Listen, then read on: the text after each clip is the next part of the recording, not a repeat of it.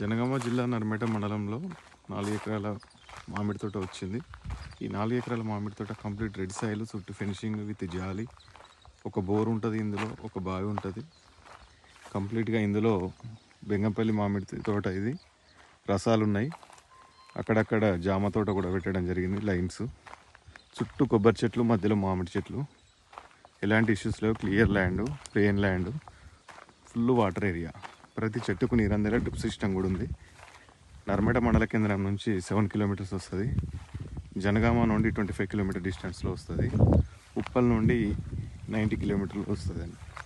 Clear title. 5 సంవత్సరాల మామిడి తోట అండి ఇది.